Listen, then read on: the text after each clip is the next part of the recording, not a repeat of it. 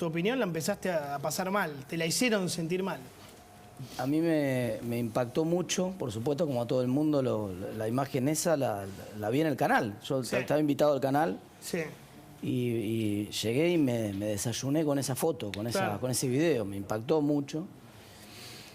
Pero enseguida empecé a ver, y además apareció un comunicado del propio de los diputados del Frente para la Victoria tratando de sacarle jugo político a eso.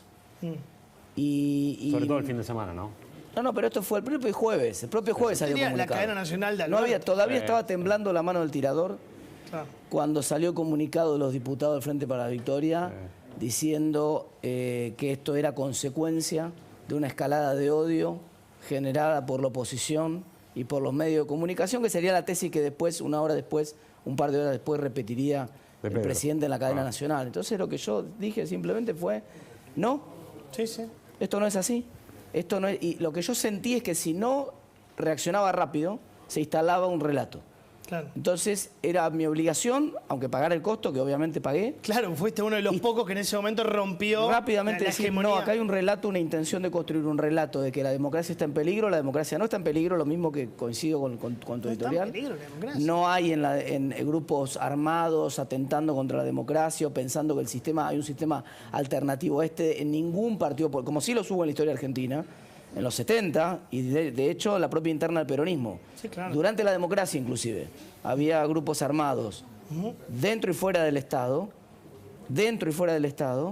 pensando que había otra manera de resolver las cosas que no era a través de la democracia. No está eso en discusión. Nadie, ni desde el oficialismo ni de la oposición, piensa eso. Y lo que quiso hacer el oficialismo con esto fue vestirse de garante de una democracia que no estaba en peligro. Claro. ¿Por qué? Y le pregunto a los dos también.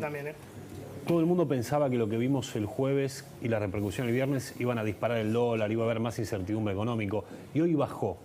¿Por qué?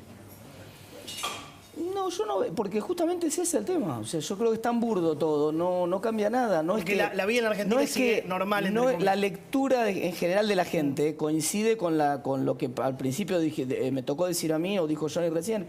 No está en riesgo la democracia. No es esto una escalada de violencia política que entonces ahora la semana que viene tenemos que estar, no podemos salir a la calle porque no es eso lo que está pasando. Esperemos que ellos Ojalá que no, está claro. No es eso lo que está pasando, entonces ¿por qué razón los mercados? No es muy democrático. Claro. Mayans dice que se tiene que se cierra vialidad, digamos, la cosa vialidad. ¿Vos cómo lo ves? ¿Qué mirada tenés? No, yo creo que ante la pregunta de Lucas, en principio, porque lo que se empieza a percibir es que esta minoría radicalizada que representa de alguna manera el gobierno es cada vez más minoría. Es decir, esta idea de que acá se iba a recrear una épica como la que hubo, lamentablemente, bueno, cuando fue la muerte de Néstor Kirchner, digamos, era un país donde no había 50% de pobreza ni 100% de inflación, ¿no? Entonces yo creo que en alguna medida el gobierno está quemando un cajón de Herminio Iglesias toda la semana, ¿no? Interesante.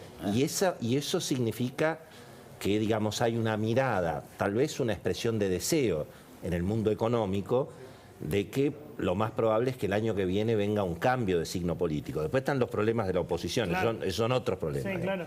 Y por otra parte, digamos, la primavera financiera que se instaló a partir de una serie de medidas que tomó el gobierno, ya venía de antes.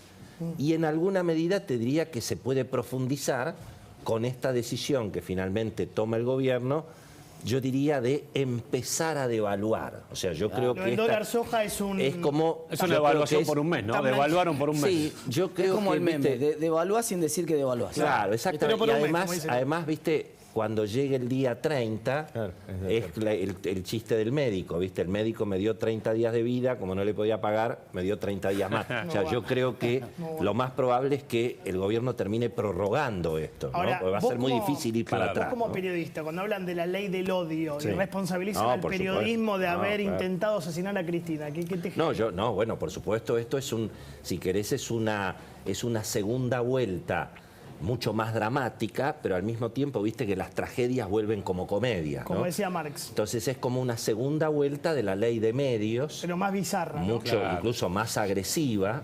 Es la parte de la farsa, y ¿verdad? con algunos ingredientes, porque por ejemplo, digamos, el ataque que había durante la gestión de Cristina, el ataque que había al periodismo, a la oposición, al Poder Judicial, era, suponete, el programa 678. Sí. O sea, Cristina no se ensuciaba las manos. Ahora es ella directamente. Ahora, no, es el presidente en cadena nacional, claro. son legisladores, Sí. pero digamos, por lo que dicen acá los que saben de los números en el Congreso, no hay ninguna posibilidad de que se apruebe nada de eso. Hoy escuchaba además Con lo cual están, digamos, amenazando en un punto con dos figuras y un 4. ¿Qué, Martín? Hoy escuchaba un video que lo compartí en Twitter, lo acabo de subir, de Adriana Amado, explicando de manera brillante, nunca lo había escuchado tan claro, por qué esto que está diciendo el gobierno que es discurso de odio no es discurso de odio y qué es efectivamente un discurso de odio. Claro. Explica, sería ideal que lo vean, porque yo no lo voy a hacer nunca también, pero lo de Adriana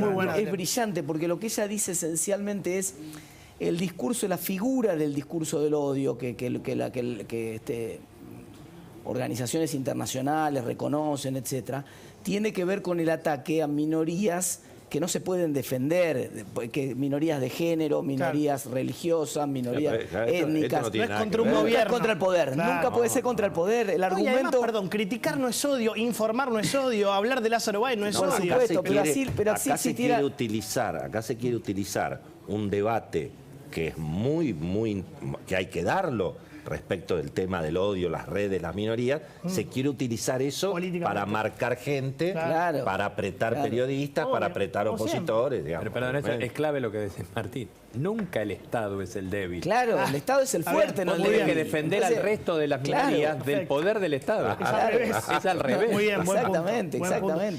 ¿Y por qué creen que mucha gente, no digo toda, no les termina de creer lo que el trabajo pasa? del Congreso, de hecho, el trabajo, nuestra responsabilidad como diputados en el Congreso y como contrapoder del Poder Ejecutivo es evitar que ese Poder Ejecutivo concentre el poder sobre la ciudadanía y tenga expresiones, canalice su odio sobre la ciudadanía.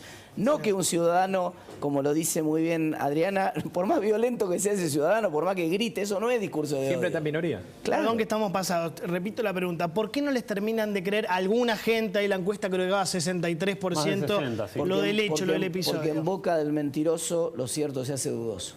Así es. ¿Coincidís? Y bueno, y porque además me parece que nada cierra en la investigación y se vuelven a repetir cuestiones que podríamos llamar del Estado ausente, ¿viste? Tanto ahí no está presente el Estado. Está presente en un montón de lugares, menos donde tiene que estar. Pero vos fíjate que se repite el episodio del ataque a la embajada, del ataque a la AMIA, de la muerte de Nisman, del caso Maldonado. Es decir, alguna vez nos enseñaron que en la Argentina no hay ninguna pericia que sea creíble. Eso les iba a preguntar. No hay una Los sola dos coinciden en creíble. que se va a nismanizar esto. Que más allá de todo lo que sepamos, la mitad de la gente va a creer que está autogenerado por el gobierno y la otra mitad va a creer que fue un atentado de verdad. Confirmación de sesgo. Coinciden en eso, ¿no? Totalmente. Y de eso no va a poder salir. Sesgo de confirmación. Sesgo de confirmación, claro. Exactamente. Lo cual es un drama, porque la verdad nunca importa, al fin y al cabo. Bueno, sí, claro que importa, pero para mucha gente evidentemente no. Para mucha gente va a quedar convencida de que o fue o no fue. Escuchame una cosa, a Gimnasia no entras más, lo tenés claro, ¿no? Al contrario. Estás afuera. Al contrario. Yo no voy a... ¿Te quieren echar de Gimnasia? No, mirá, hay un grupo muy minúsculo, por suerte muy minúsculo, de peronistas reaccionarios, porque además son peronistas claramente identificados como peronistas en las redes sociales. Sí, lo dicen, sí. Peronistas reaccionarios que confunden los colores del club, que están por encima de cualquier diferencia ideológica o de opinión pública. Yo puedo tener mi opinión, otro puede tener una opinión. Tenés que hacer como Amalia Granata, que viste que dijo, che, si me echan de la legislatura, cuento todo lo que tiene. Pero además fíjate que Cristina también es hincha de Gimnasia. Claro, bueno, por eso los dos somos socios del mismo club y esto es lo lindo que tiene el club, ¿no? Que no discrimina diferencias. Encima también creo que están punteros, ¿no? Por supuesto. Vale, que están armando. No va a ocurrir. Ya está entrando Pani, en cualquier momento.